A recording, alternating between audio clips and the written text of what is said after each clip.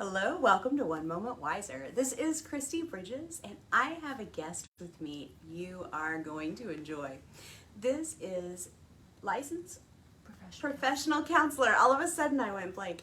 Licensed professional counselor Terra Stansell. And she's going to talk to us today about a type of therapy that goes beyond talking to actually moving forward. It's called eye movement desensitization, reprocessing, reprocessing. There you go. Eye movement desensitization and reprocessing. EMDR is what it's normally called. So Tara, thank you so much for being with us today. Thank you for having me today. It's nice to have someone who knows the words to fill in. There's a lot of words and a lot of letters. So tell me a little bit about what EMDR is. Eye movement desensitization reprocessing is a process by which I help the client move the trauma from the emotional side of the brain, which is usually the right side, not always the right side, from the right side of the brain to the left side. You'll never feel like you won't feel like you've absolutely forgotten the memory. You will remember the memory, but it won't have the sting that it used to have. That makes sense. When we experience something traumatic, and let's talk for a second, trauma can be something major and appalling, or it can just be a jolt to your trust, your previous understanding, your feeling of safety. Yes. And so trauma can happen in big and small ways, but what happens is in the moment when something happens, our brains lock in the feeling, and from that point forward, sometimes we find our actions and our responses and our relationships are driven by decisions made by this feeling, right? We're not necessarily choosing to protect ourselves, but our brain is saying we have to do this to protect ourselves. And may I add something to that? We respond as if that old trauma is happening to us again and again. Right. So basically, it's running a tape. We respond like it's the old trauma, and we wonder why we have relationship problems and are stuck with obsessive thoughts and intrusive images. Mm-hmm. Yeah. Exactly. So the person you're talking to right now may be going, what is wrong with you? You know, I didn't do anything to hurt you, while you're pushing them away. We don't want that. That does not make for a healthy, happy life. And God made us for relationships. God is Father, Son, and Holy Spirit. He made us to have relationship with Him. We're made to have relationships with other people. Only these little traumas happen, and maybe big traumas, a lot of times, yes, big traumas. By the way, I want to add that EMDR is used by the Veterans Administration to help soldiers that have been in battle and have PTSD. So it has gained a lot of notoriety as a detraumatization method. Because if anything works for that, that is gold. Yes. Absolutely. Yes. Absolutely. So, Go ahead. oh, well, I just want to add on to that God made us for a relationship. And when our heart and our head don't agree, again, we have said we have this tape running on the right side of our brain. When our heart and our head don't agree, we have this thing going on inside us that's really kind of irritating. And you guys know that if anybody taps you on the shoulder long enough saying, hey, you're going to kind of snap at them. So, so this helps turn down or extinguish the emotional response we just snap to whenever certain situations occur. Gotcha. Yeah. So what got you into this? Why did you decide to go this route? Well, in the late 90s, I had just experienced an abusive marriage. I had a divorce. I had some church rejection, and I had subsequently been diagnosed with fibromyalgia and Epstein-Barr virus. Oh gosh, that's a lot. It was extremely debilitating, and I got into some holistic therapy. I got into some really good counselor. Her name's Carol Langdon. Shout out if you're listening, Carol. Love you. And she, thank you. Yes, ma'am. You saved my life.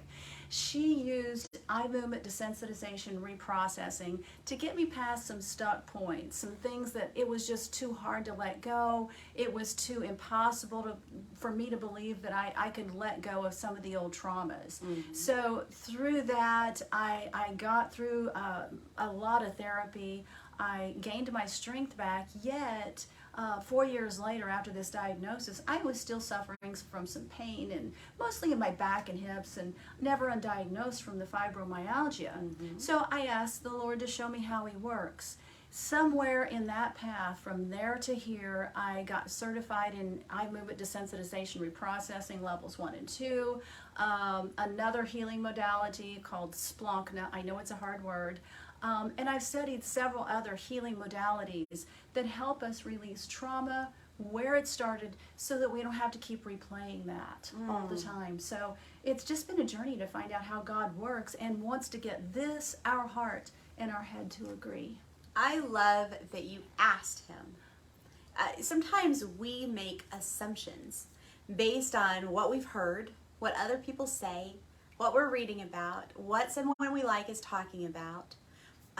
Or just what we think. And, we can't always observe ourselves and see where the problems are. Right. We don't always recognize situations that are the seat of issues we have today, or wrong thought patterns. We need to go to our Creator. God loves you. He made you on purpose, handcrafted, so that He could have company with you, because He wanted to see you grow up. He wants to see you use the gifts He's given you.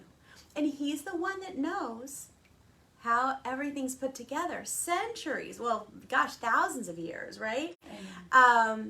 We are still learning how this machine operates. So I'm so glad you went to Him and said, Lord, how does this work? And He's made us fearfully and wonderfully. And to the point where Christy said, we can't observe ourselves. The Father's always observing us. He knows your name. He knows your every thought. And it's such a wonderful thing.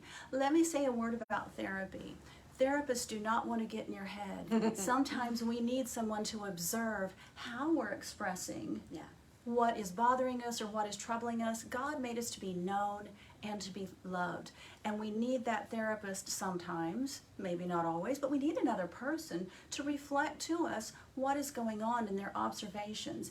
And it's such a beautiful, wonderful, and secure and delivering and freeing feeling to have someone observe you with love and say, just give you a lot of grace. The other night I was...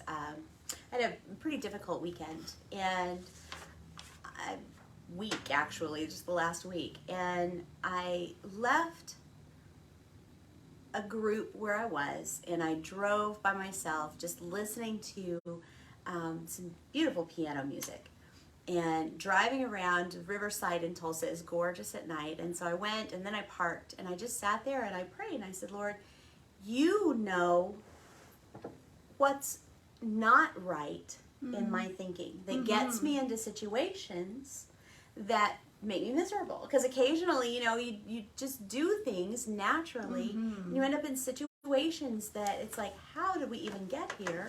How do we not get here again? And I prayed. I sat there and I cried and I prayed. There's a couple of verses. Oh, I should have looked them up. But the ones that say, the weapons of our warfare are not flesh and blood, but they are powerful to tear down strongholds. Amen. Strongholds in our value systems, our habits, our ways of thinking that keep us messing up, keep us getting ourselves stuck. And so I said, Lord, tear down those strongholds and renew my mind. Show me where I am off track. And can I interrupt renew you? me, yeah. Thinking the wrong thought about yourself. Yeah. Go. Exactly. No, I love it. And it's funny because when we talked, we were talking about this, and you asked me just to think of a memory where it was a little traumatic, right? Yes. Something that was difficult. And I thought of something that we'll be talking about in a little bit. Mm-hmm. But it was something that I thought, oh, I've long gotten over this. I'm better. But when we talked about it, you pointed out a belief or a frustration that I had, Mm-hmm. that moment was representative of. Exactly. And it was that kind of moment was repeated over and over and over again. Yeah. And so even if I've gotten over that moment, there's still this underlying thought that got confirmed and confirmed and confirmed that's wrong. Right. There are thoughts such as, nobody likes me, I'm not pretty enough, I am not enough, I'll never be the top scorer in whatever, I should be more, I should do better, it's all the should, you shoulda, you coulda, and you hear these voices, and eventually the enemy doesn't have to do anything. We've constructed a thing that it's running its own program, and the thing that trauma therapy seeks to do is to cut off that circuitry and to turn that thing off so that we think the right thoughts about ourselves. We are made in the image of the Father. He is everything. He is enough. And the more we learn about Him, the more we can become like Him. But if our thoughts are distorted about ourselves, sometimes we don't hear the things He's saying to us. Right, and we might over-respond when we feel like someone is confirming a belief that we don't like, right? Of course. We might overreact, or we might end up building situations for ourselves where we end up being not enough, or we end up feeling overwhelmed or rejected, dejected. Yeah. So we break free of that. Yes, amen. And we have been praying for you that you actually will be able to break free. If there's any of those things, any negative patterns, any negative thoughts that are not true, that are keeping you in stuck patterns, in stuck mode. Good. Very good. So, Yes. the big question of how EMDR works, and she's covered a lot of this, we've covered a lot of this, is all the traumas have an electrical charge. You guys know that there's lightning all the time, but it's just not expressing itself, is it? So whenever these things happen, we find ourselves in a parking lot praying alone during the night, or laying awake during the night, or just soul-searching, the soul-searching moments, which are ultra necessary for growth. Yeah. However, they don't have to be as traumatic, and they don't have to last as long in the cycles. So EMDR interrupts the electronic circuit of what we're saying about ourselves. I also want to say that every time we think a negative thought about ourselves, there is an electrical charge. There's a dispensing of hormones. It's amazing. The 1,000 chemical reactions in your body, or thousands, I can't remember the number. But every time we think something negative about ourselves, our body responds to it. There's a lot of research out there that talks about how stress affects the body. And when we think negative thoughts about ourselves, that is stress. And if you don't believe that, okay, so I want you to go with me here. We are electrochemical beings, right? Our whole body moves with the hormones that our brain sends out, and with the electronics, the electronic signals that our nerves put out. But if you don't believe that when we have a negative thought it affects our body, then I want you to tell me you don't recognize these physical postures. Yes. Very good. I want you to tell me you don't recognize. That's a revelation right there, yeah. We do. We crumble. We lock ourselves into ourselves. We avoid eye contact. And more than that, we make ourselves ill. We give ourselves pain and muscle tension because chemicals build up where, in knots, in other ways. Yes. We give ourselves all different kinds of, they've actually talked about how the toxic thoughts can be related to cancer development. So Wow. we want to protect ourselves by thinking about what we're thinking about, right? Well said, well Yeah. said. So I guess I would like to do a short set of EMDR with Christy just to demonstrate to you how this looks. Yes. Okay? So there's four things that EMDR considers in the set. And what I will ask her is to share a memory with me that is traumatic. I will ask her where she felt that in her body and what image represents that particular memory.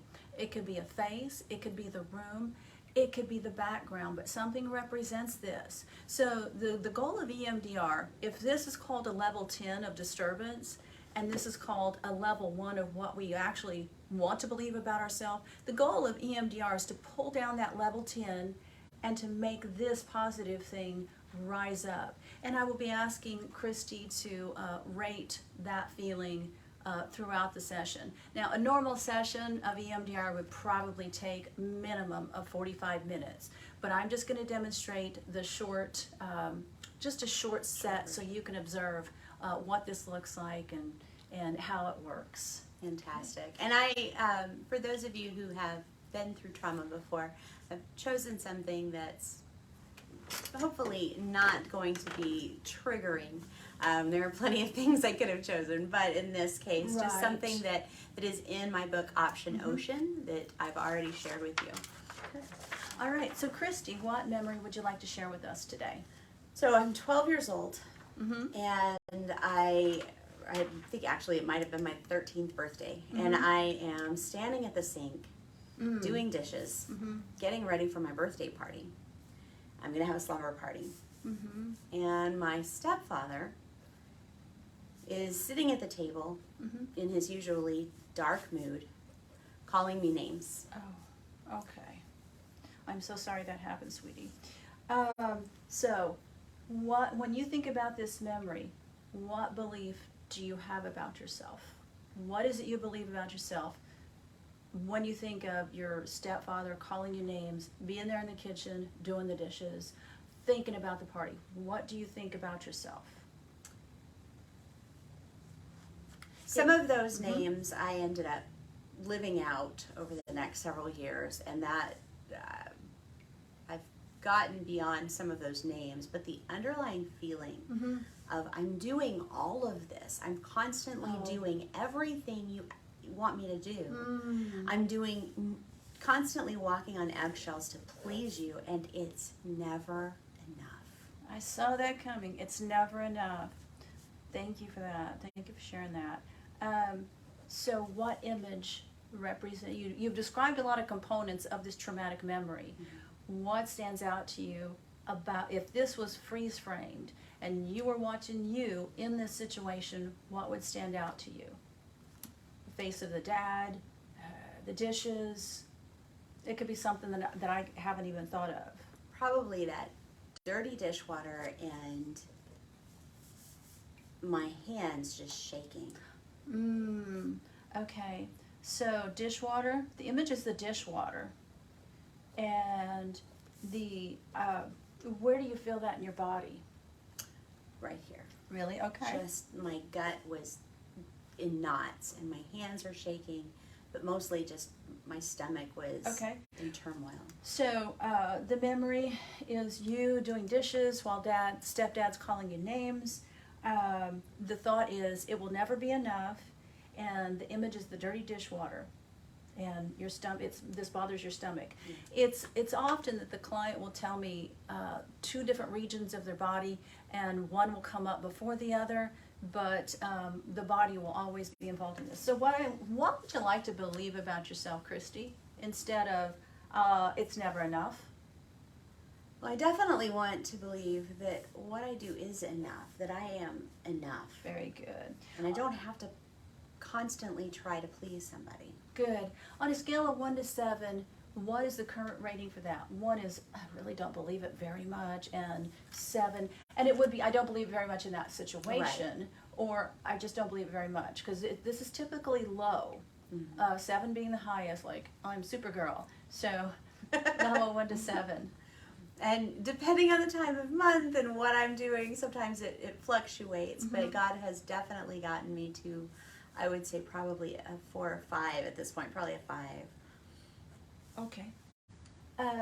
So what is the level of, oh my God, this man is calling me names again, and it's never enough, this dirty dishwater, and you're focused on that dirty dishwater. Mm-hmm. With the dirty dishwater, someone's making the whole environment more dirty. What is the level of disturbance? 1 to 10, 10 being, I'm really disturbed about this.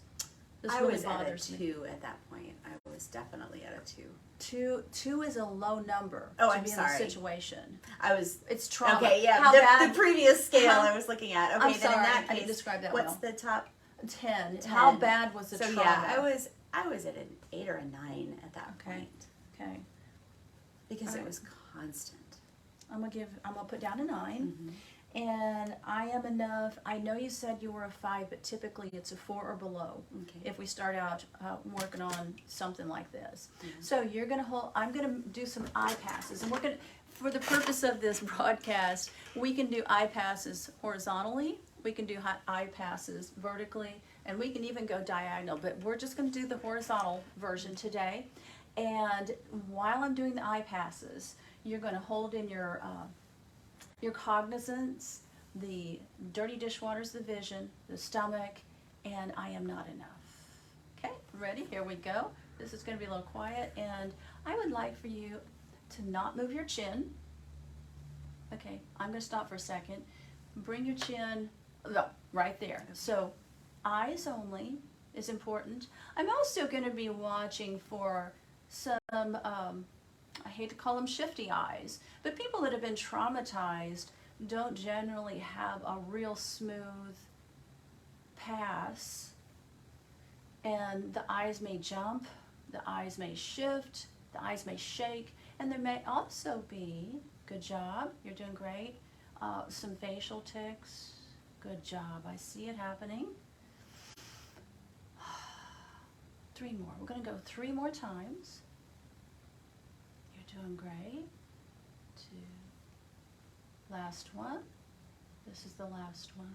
Come back to the middle. Close your eyes. Inhale. Exhale. And you may open. So usually after this, I will process. Did any new memories come up for you?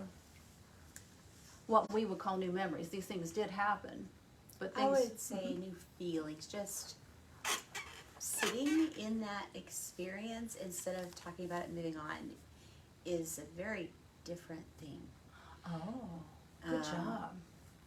It definitely brought back some of the anger and the fear and frustration. Yes, yes. So something I can generally see within the first 2 times of our passes is the client's face will turn colors because the blood pressure is going up. They're recalling the memory. Something I may also do is I may stop them at a certain point and say, what's going on in your brain, because your eyes are recalling. Your eyes are the window of the soul, and they're recalling that memory. Yeah. Okay, and so would the disturbance level have gone down from a 9 to an 8, or is it still a 9, or has it gone up? I would say at this point, maybe a little bit up. I thought, yeah, and that is not uncommon either for it to go up. So we're going to do another pass. Okay. Usually it goes right back down after this. And is there any new images you're focusing on besides the dishwater? Just his face. Okay, okay, here we go. Eyes only, thank you. Oh, sorry. That's okay. It's easy for you overachievers. Your eyes only. Oh yes, good job. It's usually the stomach. And just experience what you're experiencing. You're in a safe place. Nothing can hurt you. You can always tell me to stop. Stay with it. And it's quiet for a little bit, so you people on Facebook Live, stick with us for a minute. We're going to go one more. Are you okay, honey? Come back to the middle. Close your eyes. Inhale, exhale. Open. So, how are you? You know, one of us got healing. may not have, but I'm not tied to that, and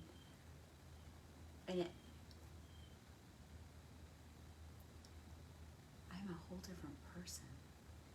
Yes, you are. And there are other people throughout my life who have made me feel in similar ways, but I'm not the same person. I guess I can feel a little gentler. I think gentler is... And maybe it's hard, and if you are not here yet, that's okay. We can have a little pity for that man, and I to impersonalize it, for that man who was so desperately broken that he needs to say those awful things to a young lady. Right. So what we would do is we would continue processing this. Would you say your disturbance level is down from a 10 to 10, 9, 8, 7, 6? Probably 4, 5. Yeah. So this is the mark of somebody that's done a lot of work already. It may or may not happen that quickly in session. Right. But I assure you that when you leave my office, you'll feel better. You'll feel better than worse. I don't let people go out of here carrying suitcases of old baggage. And so true. Would you say that I Am Enough has gone up from a 4 and a 5? I Am Oh, Enough? for sure. Yeah. I would be like 7 or 8, probably. Well, I don't know. Was it a You 10? can have an 8. I'll give you an 8 I'll just make today. my own scale. Yes. Who cares about those dumb scales anyway, right? Get on the scale. No, I do, because I'm the one that gets to live my life. Yeah. You are the one that gets to live your life. I love that. I often say to people, you are the boss of you. You get to say. You get to Yes. say. And that's what the Lord has made us to do. You know, God thought about everything before he said everything. And then after he said it, he made it. His face brooded over the face of the waters in the book of Genesis. He was thinking. And then he decided, I'm going to say something. Light. So when we're doing these methods, and there's a lot of them, God bless all the people that have created healing modalities for our anxiety and our troubled minds. We say what we believe. We release it. There is no time in our neurosystem. We experience things as if they're in the present. So to the degree of trauma that we're processing here, that's one of the reasons that we level it, so the person can identify what has happened to them during the session. Well, I have a good story for you. Yes. So the other night when we were talking about this, I noticed, even when we're talking about this, you asked where it is in my body, right? And a lot of times when someone has been through abuse, we find that, that stomach, right? We end up trying to self-soothe with food or with other, intake that goes to that stomach. And with me, when people stress me out and make me feel like I can't keep up, like I'm not good enough, like I can't do enough for them. When I have people like that, I find myself in frustration going to the kitchen, right? And the other night, we talked about this, and you demonstrated a little bit of what this was going to be like. And last night, I was triggered by someone who was putting pressure on me that wasn't necessary. And I was also just having, mostly a good night until this person. And I thought, I think I might just stop for ice cream. But I had already told myself I was going to fast last night because, I wanted to pray for this and whatever. And I said, no, you know what? My rules are worth following. I'm not going to disrespect myself by breaking my rule. And it's not like, I'm going to be super strict with myself, but I'm not going to disrespect myself and go against what I have said because of somebody else. So it's neat when we start to be enough, right? When I start to feel like I'm enough, then I can also start to feel like I'm in charge. Oh my goodness.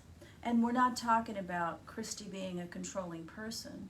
We're talking about being a better version of you, instead of being that person that hears and responds to things that are not present, not even true about her. Instead of being driven by other people. Yes. Yes, instead of being driven by other people. It's a journey, and I'm so glad to be on it. It's always better to be better, y'all.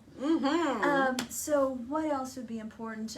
So for the purposes of demonstration, our demonstration is concluded. Yep. But what else do we need to let everybody know? Sure.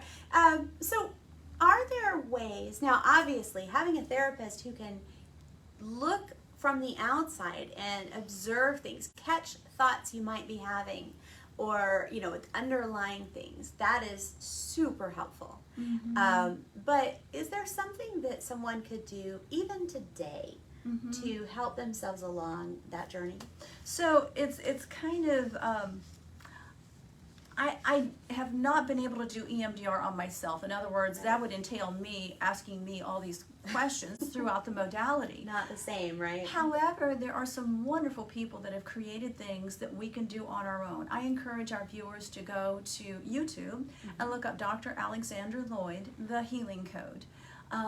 He has developed, God gave him this particular modality out of his own experience of trying to help his wife through her depression. There's also one called Emotional Freedom Technique, and you are installing through tapping around your head, forehead, temples, here, chest, ribs, and we're installing the release of the trauma. I release trauma. I accept myself completely. Something really simple, because all these simple things are what hang us up anyway. Right. And we develop big old worlds around our simple things. So the tapping technique, i.e.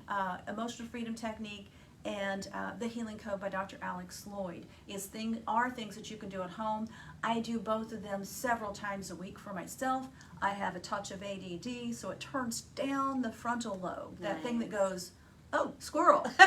So those are the two things that I try to get my clients to do for homework. And I just as we were talking in the beginning, this particular scene in my life wasn't a one-time scene that created all this habit. Yeah. It was repeated, and then my interactions with other people brought it back up, and I repeated those same beliefs, those same feelings. So if you are going to build an ugly thing in pieces, in habit, then you need to build a good thing to replace it with habit, right? Yes. So these things that you said you do 2 or 3 times a week to help yourself. As a therapist, I'm sure you need continuous rewashing because you're hearing people's stories, right? So we have to be patient and persistent, but we are worth it. Yes, you are worth taking care of. You are worth honoring, and you are in charge. Yes. So thank you, Terra, for that. That was beautiful. My pleasure. How do they get a hold of you if they want some counseling? Look me up on Facebook. I have a Facebook business page, Brave Living. Facebook business. Did I say that right? Brave Living. I love that. I just call myself Brave Living, and I also have a website called braveliving.net. And we talked about a third way. What did I write down? Brave Living. I have braveliving.gmail. Did I say that right? At gmail.com. At gmail.com. So braveliving.net, braveliving@gmail, and Brave Living right here on Facebook. Thank you. Beautiful. Well, God bless you. God bless you. If you need prayer, or if you want to know more, please make a comment or send me a message. And I look forward to talking to you during this week's devotions. See you later. Bye. Bye.